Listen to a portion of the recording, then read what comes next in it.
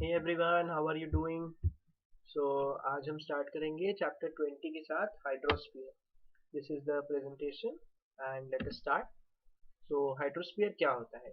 Basically hydrosphere हम उस part को कहते हैं जो जिसके ऊपर वाटर सरफेस है। मतलब जहाँ हम रहते हैं वो लैंड है, और जहाँ पर वाटर अवेलेबल है उस प्लेस को, जहाँ ओशंस हैं, रिवर्स हैं, सी है, पॉन्ड है, इन सब जगहों को हम कहते हैं कि this is hydrosphere. 3/4 of the अर्थ जो है वो वाटर से कवर्ड है। जैसे कि इस डायग्राम में आप देखेंगे कि यहाँ पर आप देखेंगे ये सब लैंड है जो येलो कलर में है ना? और जो आपको ब्लू कलर में दिख रहा है ये सारा जो है, दिस इज द वाटर। सो आप देखेंगे कि इस साइड आपको सारा का सारा लैंड दिखाया गया है जिसमें, और बाकी पोर्शन जो है वो सारा वाटर से कवर्ड है। So 3/4 of the earth is covered with water, है ना? This part covered with water is called as the hydrosphere. जो भी पार्ट जो है वाटर से कवर्ड है उसको हाइड्रोस्फीयर कहते हैं। Water 71% water is 71% of the earth surface and remaining 29% जो है वो लैंड है। The area covered by water is, just a minute guys, हाँ, एरिया कवर्ड बाय वाटर जो है वो लैंड से जो एरिया कवर है उससे बहुत ज्यादा है। Land covered area is smaller than the area covered by water. Hydrosphere क्या क्या कवर करता है? हाइड्रोस्फीयर में हम ओशंस को, सी को, गल्फ को, लेक्स को, रिवर्स को, पॉन्ड्स को, हर उस चीज को काउंट करते हैं जिसके ऊपर वाटर है, जहाँ पर सतह पे पानी है। डिस्ट्रीब्यूशन ऑफ लैंड और वाटर जो है वो अर्थ में वेरी करता है। इसलिए आप देखेंगे कि ये जो, अगर हम इक्वेटर बना देते हैं यहाँ से यहाँ तक, तो इक्वेटर के ऊपर का जो एरिया है, इस एरिया में आप देखेंगे लैंड बहुत ज्यादा है, और इस एरिया में जो आप देखेंगे लैंड बहुत कम है। तो इसलिए हम नॉर्थ हेमिस्फीयर को क्या कहते हैं? नॉर्थ हेमिस्फीयर को हम रेफर करते हैं लैंड हेमिस्फीयर, और जहाँ, क्योंकि यहाँ पर ज्यादा लैंड है। और साउथ हेमिस्फीयर जो है उसको हम रेफर करते हैं as water hemisphere, because they are more oceans and seas. The smaller water bodies are called as sea and gulf, while larger water bodies को क्या कहते हैं हम लोग? उन्हें oceans कहते हैं। ओशंस हमारे वर्ल्ड में कौन कौन से हैं? पैसिफिक ओशन है, अटलांटिक ओशन है, इंडियन ओशन है और आर्कटिक ओशन। अब हम ओशंस के बारे में पढ़ते हैं। पैसिफिक ओशन, ये वर्ल्ड का सबसे लार्जेस्ट ओशन है, और इसमें आप देखेंगे कि ये आर्कटिक ओशन से ऊपर कनेक्ट होता है। यहाँ पर आप जैसे देखेंगे कि अमेरिका के बैक साइड पे जो है, बैक साइड मतलब इस साइड पर, ये जो ओशन है ये यहाँ से लेकर के ये यहाँ तक पूरा का पूरा ये सारा पैसिफिक ओशन है। तो पैसिफिक ओशन जो है ऊपर आर्कटिक ओशन से मिलता है और नीचे एंटार्क्टिक ओशन से मिलता है। It is connected in the north to Arctic Ocean by a narrow basin, by a narrow strait. In the south, it is spread till Antarctica. इसका डीपेस्ट ट्रेंच कौन सा है? वर्ल्ड का deepest trench Arctic Pacific ocean में exist करता है, जिसका नाम है मैरियाना ट्रेंच, जिसका डेप्थ कितना है? 11,022 मीटर्स। सेकेंड है Atlantic ocean. Atlantic ocean second biggest ocean है वर्ल्ड का। इसका एवरेज डेप्थ है 3,000 metres. It extends to the north to Baffin Gulf, Hudson Gulf in the east, and to the North Sea, and in the south till Antarctica. अगर आप map में आप देखेंगे तो अटलांटिक ओशन के ऊपर आपको मिलेगा नॉर्थ में बैफिन गल्फ, ईस्ट में आपको मिलेगा हडसन गल्फ, और नॉर्थ सी ऊपर मिलेगा यहाँ पर, और नीचे आपको मिलेगा एंटार्क्टिका साउथ में। अटलांटिक ओशन जो है वो इसलिए कहा जाता है कि ये एस शेप में है, इस प्रकार से ये एस शेप में है। अब आपका काम ये है कि आप होमवर्क में घर पे जाके वर्ल्ड मैप में देखिए कि ये ओशन क्या एस शेप में कहलाता है। Okay. Third, Indian ocean. Indian ocean, इसकी एवरेज डेप्थ कितनी है? 3,600 meters. In the north it is very narrow. क्यों? क्योंकि आपने देखा होगा कि जैसे ये इंडिया है, अगर तो इंडिया के आप यहाँ पे देखेंगे, यहाँ पर अरेबियन सी है और यहाँ पर बे ऑफ बंगाल है, और बाकी दोनों साइड क्या है? यहाँ पर लैंड है, अफ्रीका है इस साइड दूसरे छोटे देश है। तो ऊपर के पोर्शन में काफी नैरो है, but when we go south it is very wide. जैसे यहाँ पे भी इन्होंने लिखा है कि it is surrounded by South Asia, East Africa, Western Asia, and it extends up to Arctica Antarctica. It is very narrow in north, but it is wider in the south. चौथा ocean है Arctic ocean. Arctic ocean हमें ऊपर के portion में मिलता है, ये top का जितना पोर्शन है ये आर्कटिक ओशन है। It is spread to the North Pole only. इसका एवरेज डेप्थ बहुत कम है, कितना है? Only 1800 metres. And it is covered throughout ice throughout the year. क्यों? क्योंकि यहाँ पर हमेशा ठंड रहती है। ओके, अब ये फैक्ट्स आप ध्यान से पढ़िए। 71% of the earth is covered by water and 29% by land. The water body in northern hemisphere is less compared to southern hemisphere. The Pacific Ocean is the largest ocean. Ocean floor, अब हम ocean floor के बारे में देखते हैं कि ocean floor जो है उसमें किस प्रकार से वेरिएशंस मिलते हैं। इसमें आप देखेंगे कि ओशन जो है ये इस प्रकार से रहता है। पहले कॉन्टिनेंटल शेल्फ रहता है बहुत देर तक, उसके बाद स्लोली एक स्लोप आता है, उसके बाद आप देखेंगे इस स्लोप के बाद क्या आता है, इस स्लोप के बाद यहाँ पे फिर से एक ओशन प्लेन आते हैं और उसके बाद आपको एकदम से ट्रेंच मिलते हैं इस प्रकार से।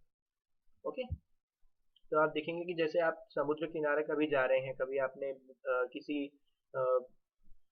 सी किनारे गए हैं, मुंबई गए हैं या फिर चेन्नई गए हैं इस प्रकार से, सो यू विल नोटिस कि पहले अगर आप समुद्र किनारे चल रहे हैं रेत पे तो एकदम से आपका पैर चले नहीं जाएगा पानी में, आप डूब नहीं जाएंगे। So this is because there is a vast stretch of what continental shelf. उसके बाद स्लोपी सरफेस बाद में आता है, then again after slope it comes the continental oceanic plain, and then you will find the narrow deep stretch which is called as the trench.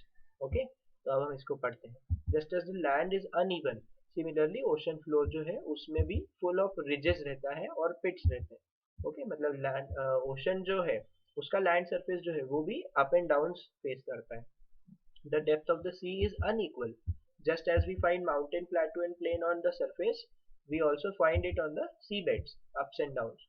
It is deeper somewhere and somewhere it is shallower. अभी जैसे हमने देखा कि Atlantic ocean में तो लगभग 3000 metre ही depth मिलता है और आर्कटिक ओशन में हमें ओनली 1800 मीटर मिलता है। मतलब अटलांटिक ओशन अगर इतना गहरा होगा तो आर्कटिक ओशन शायद इतना ही गहरा हो, ये हो सकता है ना। तो इसलिए हम ओशन को 4 पार्ट्स में डिवाइड करते हैं। पहला है कॉन्टिनेंटल शेल्फ। Continental shelf क्या है? It is the part of the land near the continent which is covered in water. It is called as continental shelf.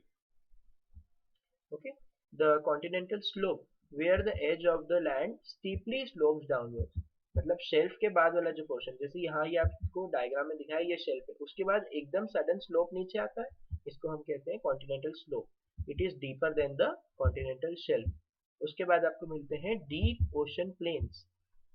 Ocean plains जो है वो मैक्सिमम एरिया कवर करते हैं। They are the ocean bed which is deep and the plain is called as the oceanic deep plains. These plains occupy most part of the ocean. The remaining animals, the remains of the animals and remains of microorganisms, vegetations are found here. क्या होता है कि जब oceans में यहाँ की fishes हैं, दूसरे एनिमल्स हैं, जब ये मर जाते हैं तो उसके बाद ये ड्यू टू देयर वेट नीचे चले जाते हैं और नीचे जाकर यहाँ पे डिपॉजिट हो जाते हैं, तो इसलिए इनके रिमेन्स हमको यहाँ पर मिल जाते हैं। उसके बाद आपको ये लास्ट पोर्शन जो मिल रहा है नीचे, ये जो गहरी खाई जैसी रहती है ओशन के अंदर, इसको हम कहते हैं oceanic trench, pit. At the bottom of the sea there are many deep pits which are known as oceanic trench. World की डीपेस्ट ट्रेंच कहाँ है? मैरियाना ट्रेंच जो है वो पैसिफिक ओशन। ओके, देखिए facts again. Continental shelf is known for abundance of fish. इस area में जो शेल्फ वाला एरिया, यहाँ पर फिशेस मिलती है। क्यों? क्योंकि सबसे ज्यादा सनलाइट यहीं आता है, तो सबसे ज्यादा सनलाइट यहीं आता है तो सबसे ज्यादा माइक्रो ऑर्गेनिजम्स यहीं रहते हैं और माइक्रो ऑर्गेनिजम्स को खाने के लिए फिश इस एरिया में आ जाती है। ओके, सेकेंड, ओशियनिक प्लेन्स जो है वो कवर करते हैं most area of sea bed. Third, world's deepest trench is Mariana trench. अब एडवांटेजेस ऑफ ओशन क्या क्या है? देखिए, रेन जो होती है लैंड पे वो ओशंस के कारण होती है। व्हाई? बिकॉज वाटर जो ओशन में है ये इवेपोरेट होता है, इससे क्लाउड बनते हैं, फिर क्लाउड जो होते हैं वो सरफेस पर हमारे रेन करा देते हैं। All the rain on the surface due to evaporation of the sea water, rain are useful for vegetation, animal life and human being. Second, balance of temperature. Ocean हमारे अर्थ का temperature manage करने में मदद करते हैं। Ocean ठंडे रहते हैं, फिर रात में जो लैंड ठंडा हो जाता है तो उससे विंड इस तरफ मूव करती हैं और दिन में सी ब्रीज होती है जो इधर से इधर मूव करती है। Okay, third, means of transport. International trade जितना भी होता है इंडिया से दूसरे देशों में, दूसरे देशों से और दूसरी जगह पे, ब्रिटेन से यूएस, यूएस से ऑस्ट्रेलिया, इंडिया, जापान, ऐसे सब इंटरनेशनल ट्रेड जो है वो पॉसिबल ही नहीं हो सकता था अगर ओशंस कनेक्ट नहीं करते थे. Okay. Besides these, oceans contain minerals, fishes, and they are full of natural beauty. इसलिए oceans हमारे लिए बहुत important है. ओके. नेक्स्ट हम पढ़ते हैं वाटर साइकिल के बारे में. वाटर साइकिल आप देखिए, एक मिनट में इस पेज पे से सारी ये रिमूव कर देता हूँ.